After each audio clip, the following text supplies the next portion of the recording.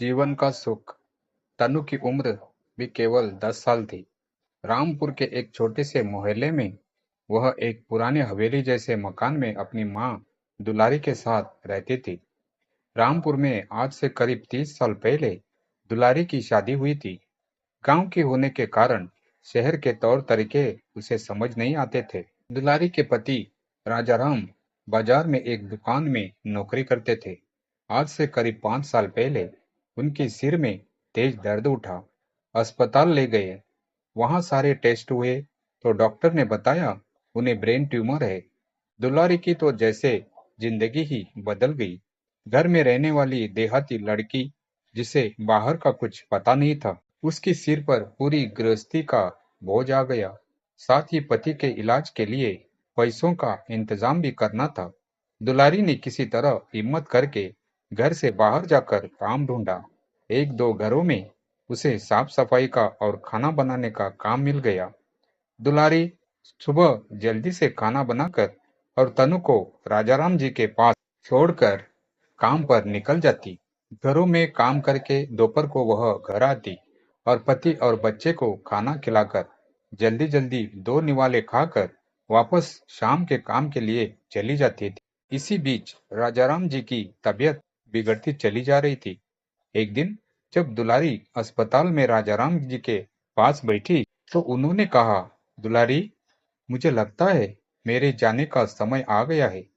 तू तनु का ध्यान रखना और जिस हवेली में हम रहते हैं वो मेरे पिताजी के नाम थी।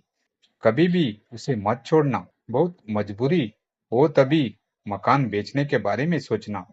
तनु को उन्होंने बहुत प्यार किया। दुलारी बिना कुछ बोले बस रोए जा रही थी।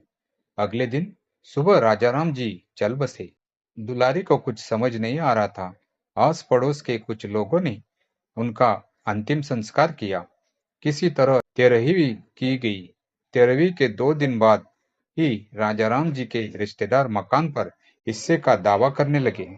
किन इन 13 दिनों में और राजाराम जी के आखिरी शब्दों ने दुलारी को मजबूत कर दिया।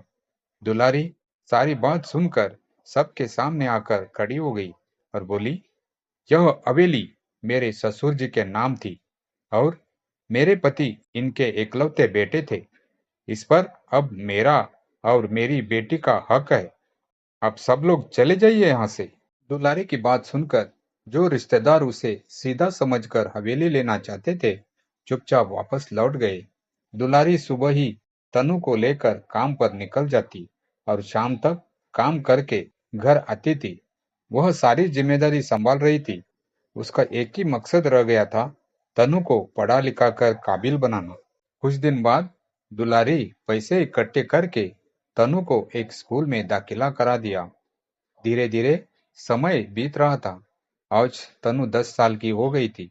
एक दिन दुलारी जब शाम को घर आई तो तनु ने उससे कहा, मम्मी, आज एक आदमी आया था, यह खत दे गया है। दुलारी ने कहा, बेटा, जरा इसे पढ़कर सुना, मुझे तो पढ़ना नहीं आता है। तनु ने लिफाफा खोला और बोली, अरे माँ, ये तो इंग्लिश में है। इतनी इंग्लिश तो मैं भी नहीं जानती हूँ। दुलारी ने उससे खत ले लिया और अपने पास संभाल कर रख लिया। अगले दिन वह जिस घर में काम करती थी उसकी मालकिन से खत पढ़वाया। उन्होंने बताया कि तुम्हारी हवेली बहुत पुरानी है, सरकार वहां उसे एक स्मारक बनाना चाहती है। यह सुनकर दुलारी के होश उड़ गए। नहीं नहीं मालकिन, आप इसका जवाब लिख दो। हमें नहीं बेचना अपना घर। हम कहाँ जाएंगे? यह सुनकर उसकी मालकिन ने कहा, दुलारी, चिंता मत करो, मैं इसके बारे में पता करूंगी। लेकिन जहां तक मुझे पता है, तुम्हें इसके बदले में सरकार बहुत सारा पैसा देगी। दुलारी ने कहा, मालकिन, हम पैसा लेकर क्या करेंगे? हमारा गुजारा तो हो ही जाता है। मालकिन ने उससे कहा, अच्छा, एक दो दिन रुक जा, मैं सब पता करके बताती हूँ। दुलारी काम खत्म करके घर आ गई। उसे आज बहुत चिंता हो रही थी। न जाने सरकार कब उसका घर छीन ले। वह कहाँ जाएगी? तनु का क्या होगा? 2 दिन में दुलारी बहुत परेशान हो गई। 2 दिन बाद उसकी मालकिन ने बताया, दुलारी, तेरी तो किस्मत खुल गई। जानती है, इस घर के बदले तुझे करोड़ों रुपए मिलेंगे। इससे तू हमारे जैसे भी बड़ा घर ले सकती है। इसके बाद भी इतना पैसा बचेगा कि तुझे कभी काम करने की जरूरत नहीं पड़ेगी। दुलारी को कुछ समझ नहीं आया। उसकी मालकिन बहुत अच्छी थी। उन्होंने सारा काम करवा दिया। दुलारी को बहुत सा पैसा मिला। उसने अपनी मालकिन की मदद से एक घर भी ले लिया। बाकी पैसे उन्होंने बैंक में जमा करवा दिए, जिसका हर महीने ब्याज आता था। दुलारी का सारा काम पूरा हो गया। वह अब अपने नए घर में पहुंच गई। एक दिन वह राजाराम जी के फोटो के सामने खड़े होकर रो रही थी। तनु के पूछने पर उसने बताया कि देख बेटी, तेरे पिता के साथ मैं केवल 5 साल रही, लेकिन उन्होंने आखिरी वक्त में अपनी सूझबूझ से मुझे मकाने के लिए डटे रहने को कहा, जिससे आज हम यहाँ तक पहुँच पाए। अपने आखिरी समय में भी उन्होंने केवल हमारे बारे में ही सोचा। उस समय मैं कुछ नहीं जानती थी। हमारी हवेली पर तो रिश्तेदार की ही कब्जा कर लेते। यह सुनकर तनु की आंखों से भी आंसू बहने लगे। वो बोली, काश आज पापा जिंदा होते तो कितने खुश होते। यह सुनकर दुलारी ने कहा, बेटी, वो तो अपना काम कर गए। मैंने भी उनका कहना मानकर हवेली को बचा लिया। बस अब उनकी एक और आखिरी इच्छा थी, वो तुझे पूरी करनी है। वे चाहते थे कि उनकी बेटी बहुत लायक बन जाए। तनु ने कहा, माँ, तुम चिंता मत करो। मैं एक दिन जरूर पापा का नाम रोशन करूंगी। दुलारी अब भी सभी घरों में काम करती थी। उसने तनु का दाखिला एक बड़े स्कूल में करा दिया और अच्छी सी ट्यूशन भी लगवा दी थी। तनु पढ़ाई करते हुए एक दिन आईएएस ऑफिसर बन गई। वह उस दिन घर आई और बोली, माँ, देखो, पापा का सपना पूरा हो गया।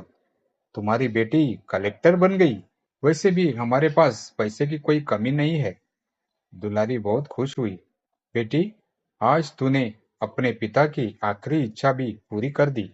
जानती है, पैसों की जरूरत तो बहुत पहले खत्म हो गई थी, लेकिन मैं काम इसलिए करती थी, जिस काम से तेरा पालन पोषण हुआ, उस काम की मैं बहुत इज्जत करती हूँ। दुलारी और तनु दोनों राजाराम जी के फोटो के सामने खड़ी थी। दुलारी ने कुछ देर उनसे बात की, फिर आकर पलंग पर बैठ गई।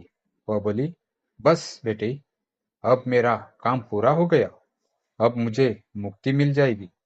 यह कहकर दुलारी एक और लुढ़क गई। तनु ने भागकर उसे उठाया, लेकिन वह अब कहाँ, वह तो मुक्त हो चुकी थी। तनु रोते रोते यही सोच रही थी, आखिर मेरी माँ ने क्यों कभी सुख नहीं उठा पाई। आज अब उनके सुख उठाने का समय आया तो भगवान ने उन्हें अपने पास बुला लिया। Please like, share, comment and subscribe. Thank you.